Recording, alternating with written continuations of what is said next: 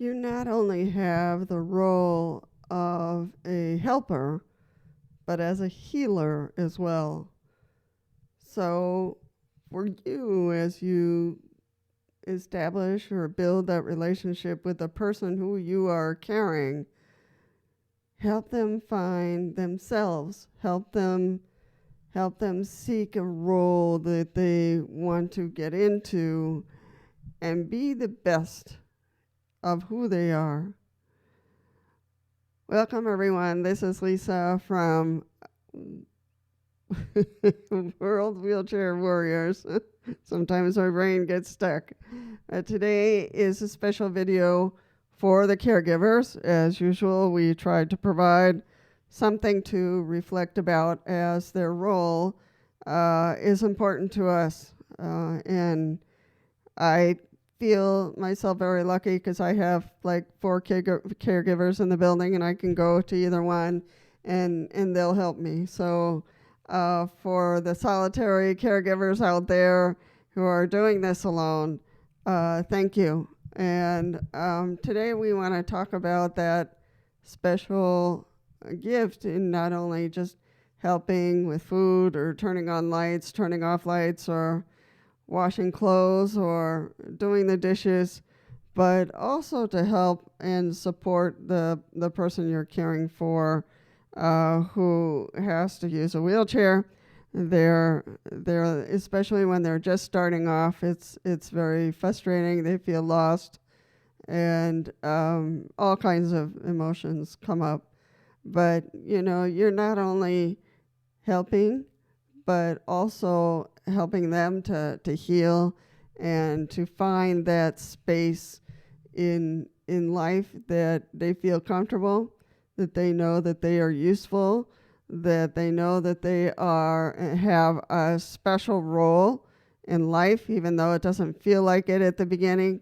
But they are a special person, and they have much to give. And sometimes those words can't come from outside, and especially it can't come from family, because family knows each other too much and they're too close. Sometimes a caregiver is the person who might make that special connection and help the person in the wheelchair to rise up, become stronger, to use that inner strength to begin to form, who they always have been, so to bring that up, but also to bring that newness of who they are and what they are capable of doing. So it's not just, I'll help you here, or you're not capable, blah, blah, blah. You are capable. So that can come from the caregiver. So the caregiver will have that special piece, that special role that nobody else can do. So we want to encourage you to think about how you can be that person who, can reach out to say those words that the wheelchair user, the new wheelchair user, needs to hear and feels lost. And so sometimes taking out a few moments just to sit and chat, and for the wheelchair user to know that the core of themselves, as I said once, I've said it 1,000,000 times, but the core of themselves remains the same, plus, this new experience of being in a wheelchair. What does that mean? And how can they stretch out and become something new? Plus the original self that remains steady, remains firm. So I just wanted to say that for the caregivers, that, you also have a healing role to play. You have a healing touch that the wheelchair user, especially the new wheelchair users, need to hear from someone who is not family.